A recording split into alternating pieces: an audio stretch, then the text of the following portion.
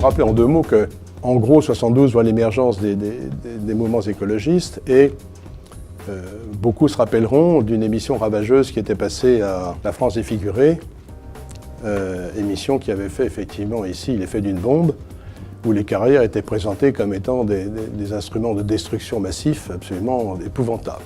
Dans ces années 70 sont intervenues également des modifications sensibles de la réglementation qui nous régissait, puisque nous sommes progressivement devenus soumis à déclaration, à autorisation, à enquête publique, etc. etc. Bon.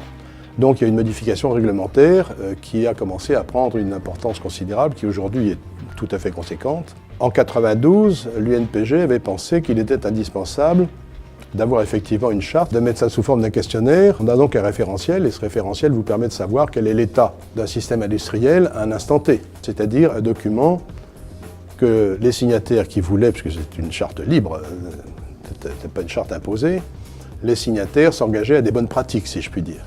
On appelait ça les meilleures pratiques disponibles à l'époque.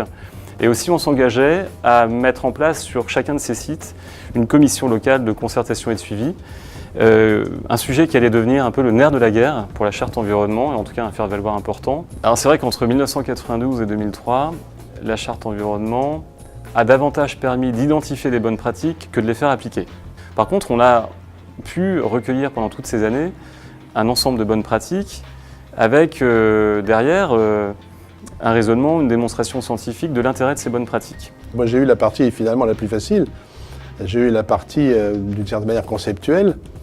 Alors elle n'a pas été facile dans la mesure où j'ai assuré avec l'UNATER la première promotion de la charte dans toutes les régions de France et de Navarre, ce qui n'a pas été une opération de tourpeau, parce que comme toute nouveauté, surtout faisant intervenir des yeux extérieurs, il est évident que ça allait du oui franc et massif au non franc et massif. Mais ceci étant dit, c'est vrai que Catherine Benin a eu la lourde tâche, je dirais, de la mettre en pratique, de la faire mettre en pratique dans les différentes régions, et que ça a pris un certain temps.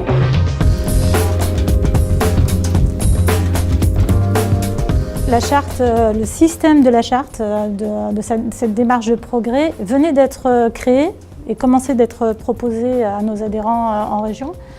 L'outil existait et tout l'objet de mon mandat était de le développer et de faire adhérer un maximum d'entreprises à cet outil. Un grand nombre d'entreprises étaient encore dubitatifs. S'interroger sur l'intérêt d'une démarche de progrès environnemental. Il fallait trouver les bons arguments pour convaincre, expliquer que l'outil pouvait servir à tout le monde, quelle que soit sa région, sa façon de travailler. C'était assez simple parce que l'outil de base qui avait été créé était vraiment très approprié à notre métier. C'est sans doute ça sa force, c'est qu'il a été créé par des gens qui connaissaient parfaitement le métier. Quand un carrier s'intéresse à un sujet, qu'il le comprend et qu'il l'adopte, ensuite on peut être sûr du résultat qui va suivre. Et c'est un petit peu ce qui s'est passé avec la charte. On a eu une première réaction, peut-être un petit peu de réticence, parfois même de suspicion, vis-à-vis de l'outil qu'on proposait et vis-à-vis sans doute de l'efficacité qu'on pouvait supposer avoir avec cet outil. Et puis rapidement, je pense qu'on a pu faire sans trop de difficulté la preuve de son intérêt. Donc chaque année, de nouveaux adhérents sont venus à la charte, donc ça a pas mal fonctionné. Ouais. Je crois que l'apport essentiel de la charte a été de faire admettre par tout le monde, ce qui n'était pas évident du tout au démarrage, l'importance de l'œil extérieur. Car nous sommes très rapidement tombés d'accord sur le fait que nous ne progresserions sérieusement que si un œil extérieur venait nous dire « vous avez progressé ». Tant que c'est nous-mêmes qui le disons, ça n'a qu'une crédibilité relative.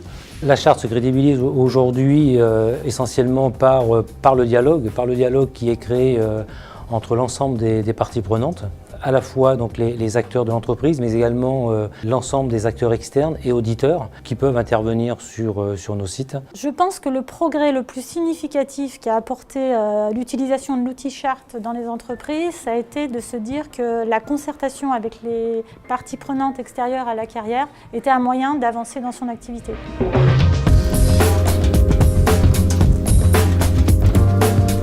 La charte dans le syndicat a une petite place particulière.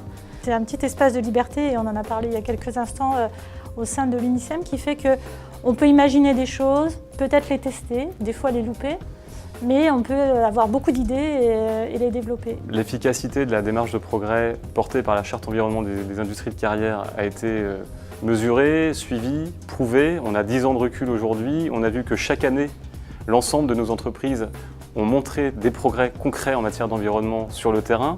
On a vu aussi un changement de culture dans les entreprises, au niveau des chefs d'entreprise et aussi au niveau du personnel, chose qu'on ne voyait pas peut-être auparavant. Créer un outil qui soit vraiment utilisable et efficace sur des carrières aussi diverses que celles qu'on peut avoir en France, à la fois par la nature du matériau, à la fois par leur localisation, à la fois par les soucis environnementaux que chacune génère, qui sont d'une diversité extrême, et que ça marche, et que ça continue de marcher au bout de 10 ans, eh bien, je trouve que c'est un grand motif de satisfaction. Il faudrait vraiment, pour ne pas y croire, ne pas reconnaître les progrès que ça a permis à une profession. C'est d'ailleurs une démarche qui a tellement bien marché qu'elle a inspiré l'UNICEM lorsque nous avons lancé notre stratégie développement durable. Et maintenant, nous devenons une industrie qui est citée comme exemplaire en matière d'environnement, de biodiversité et d'économie circulaire, par des gens qui, en général, n'ont pas des regards si positifs sur l'industrie. Suite à ce succès, nous voulons capitaliser sur une démarche de progrès, une dynamique